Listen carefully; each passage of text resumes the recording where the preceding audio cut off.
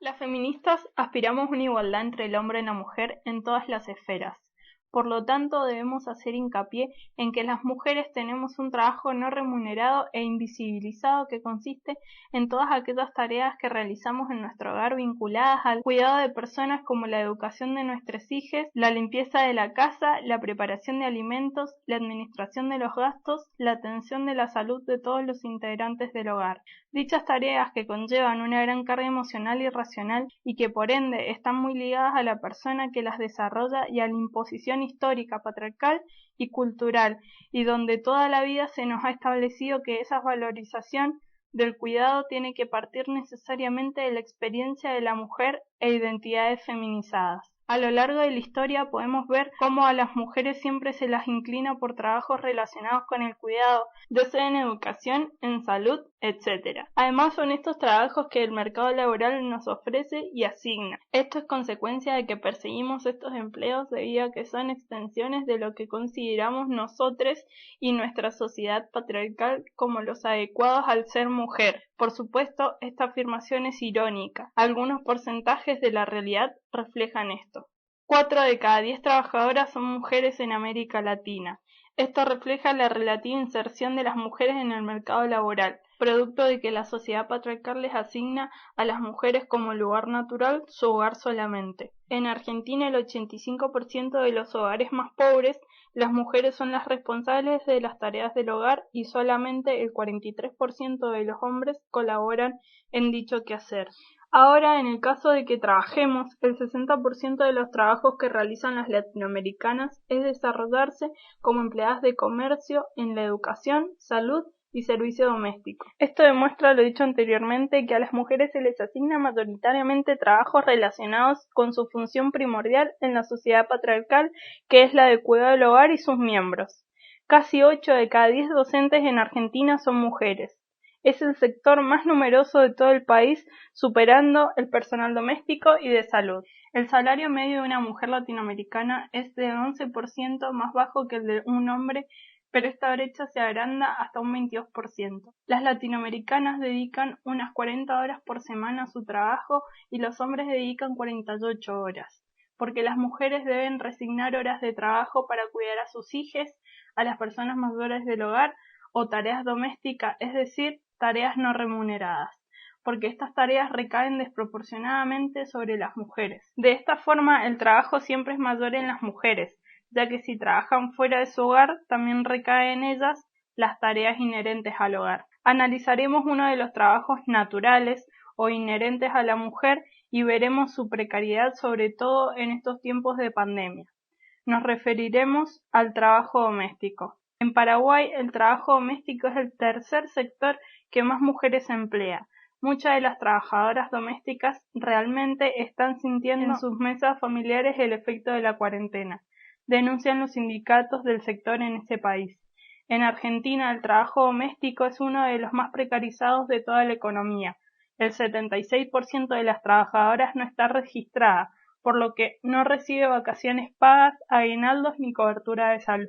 Ante el reclamo de distintas organizaciones que integran la Comisión Nacional de Trabajo en casos particulares, el gobierno argentino estableció que las trabajadoras accedan a las licencias con goce de sueldo al igual que al resto de los trabajadores, pero conociendo la realidad del sector, la gran mayoría dependerá al fin del día de las decisiones de sus empleadores. En Uruguay, el trabajo doméstico también es uno de los sectores con más informalidad. Los sindicatos denuncian que en estos tiempos de pandemia muchas fueron despedidas y quienes no estaban en blanco o no llegaban a cubrir los jornales suficientes para percibir el seguro de paro quedaron desamparadas durante el transcurso de la pandemia del coronavirus. Por otro lado, aseguramos que hay un mayor riesgo de exposición al virus en mujeres, ya que un 70% de ellas a nivel mundial pertenece al personal médico y a los servicios sociales, siendo las primeras en la línea de enfrentamiento a la enfermedad ya declarada. De este modo, también las trabajadoras domésticas son las más vulnerables al contraer el virus, ya que si permanecen trabajando se ponen en riesgo en el transporte público y pueden poner en riesgo a quienes hacen cuarentena tanto en la casa donde trabajan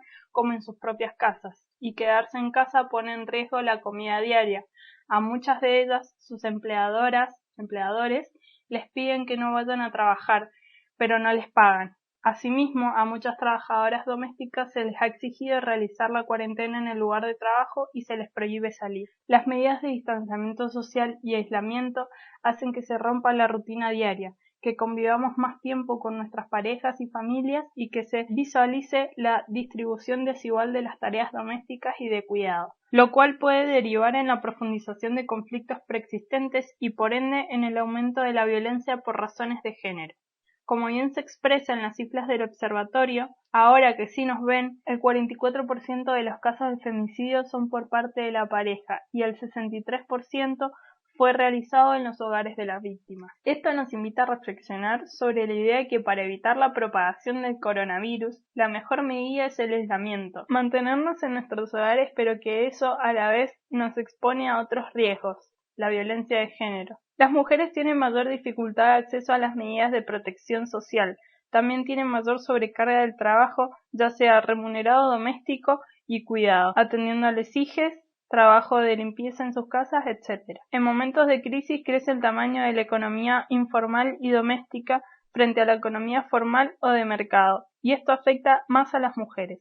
Ellas son las más precarizadas y generalmente trabajan con contrato, por ello, en época de crisis son las que primero pierden el trabajo. El impacto económico que sufrirán los hogares monoparentales luego de la pandemia, que es de un 82%, se encuentra encabezado por mujeres.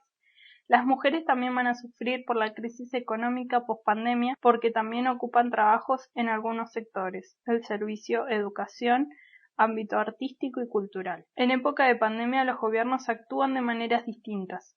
Gobiernos neoliberales como Brasil, Uruguay aplican políticas más llevadas al cuidado de la economía, sin darle demasiada importancia a la salud de su población. En cambio, gobiernos que aplican más políticas keynesianas, como es el caso de Argentina, se fijan más en la salud de su población.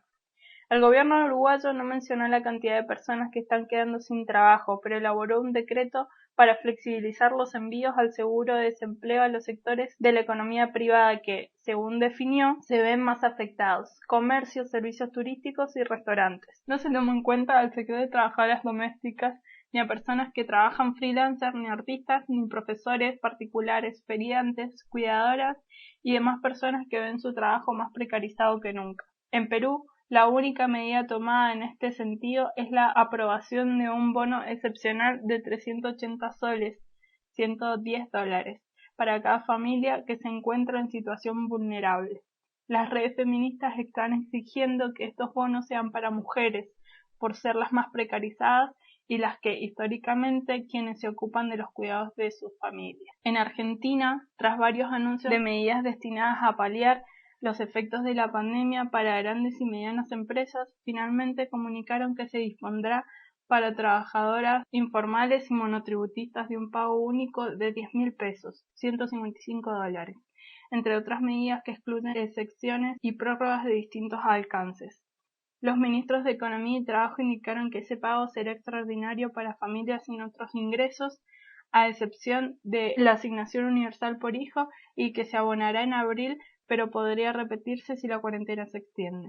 En los últimos días podremos conocer la utilidad efectiva de estos anuncios, en un país donde, según cálculos de la Universidad Católica Argentina, el 30% de las familias depende de la economía informal y el 35% de la población económicamente activa no tiene la capacidad de interrumpir sus tareas sin perder sus ingresos. De esta forma hemos podido exponer por qué las mujeres son personas más vulnerables en esta pandemia, ya sea por el aislamiento o por las consecuencias luego de que termine. Esta crisis sanitaria devela y expone en formas más relevantes la desigualdad y la precariedad con que viven las mujeres.